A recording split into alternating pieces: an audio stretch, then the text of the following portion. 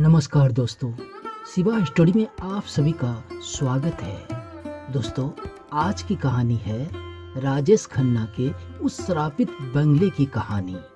दोस्तों, इस चैनल को सब्सक्राइब नहीं किए हैं तो चैनल को सब्सक्राइब जरूर कर ले। तो चलिए जानते हैं कि क्या है राजेश खन्ना के बंगले की श्राप की कहानी।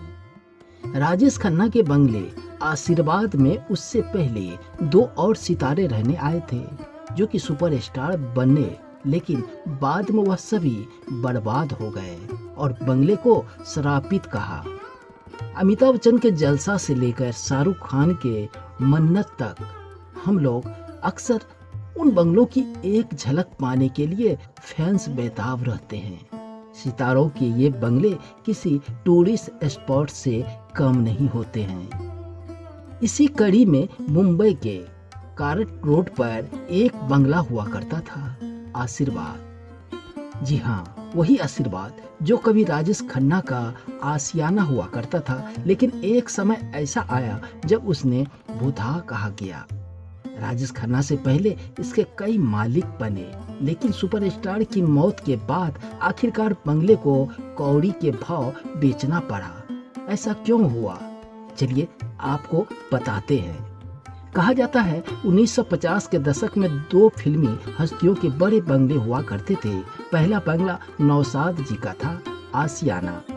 वहीं दूसरा बंगला आशीर्वाद था।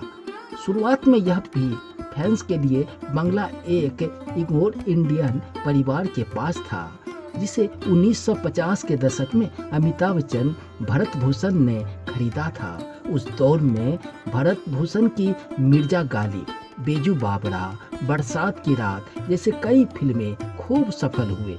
इसके बाद जब फिल्में फ्लॉप होने लगी तो वह भारी कर्ज में डूब गए। भरत भूषण को वह बंगला छोड़ना पड़ा। इसी के बाद से ये कहानियां सामने आई कि बंगला श्रापित है और जो इसमें रहेगा वो बर्बाद हो जाएगा। 1960 के दशक में जब राजेंद्र कुमार को पता चला कि यह बंगला सिर्फ 60,000 रुपए में मिल रहा है तो उन्होंने इसे खरीद लिया। उन्होंने इसे अपने बेटी डिम्पल के नाम पर रखा। बाद में जब राजेंद्र कुमार ने एक और बंगला खरीदा तो उसका नाम भी डिम्पल रख दिया। यह बंगला लकी साबित हुआ और उन्होंने एक से बढ़कर एक सुपरहिट फिल्में दिए, लेकिन बाद में 1968 में उनकी फिल्में फ्लॉप होने लगी और वह सपोर्टिंग रोल में उतर आए। आखिरकार राजेंद्र कुमार को भी यह बंगला बेचना पड़ा। 70 के दशक में अपने उभरे हुए करियर के दौरान राजेश खन्ना ने इस बंगले को सिर्फ 35 लाख रुपए में खरीदा। इस बंगले में आने के बाद राजेश खन्ना की किस्मत और चमक गई। उन्होंने एक के बाद एक लगातार 17 हिट फिल्में दी। राजेश खन्ना के बाद इस बंगले का नाम डिम्पल से बदलकर आशीर्वाद रख दिया गया। यह बंगला मुंबई में फैंस के लिए आकर्षण का केंद्र बना। राजेश खन्ना के साथ भी आखिरकार वही हुआ जो बाकी लोगों के साथ हुआ था। 70 के दशक के उनकी फिल्में चलनी बंद हो गई और उनके जगह सुपरस्टार बनकर छाए अमिताभ बच्चन।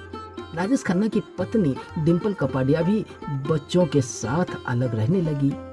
अब जब राजेश खन्ना के पास कोई काम नहीं बचा तो वह लिंक रोड वाले ऑफिस में वक्त बिताने लगे।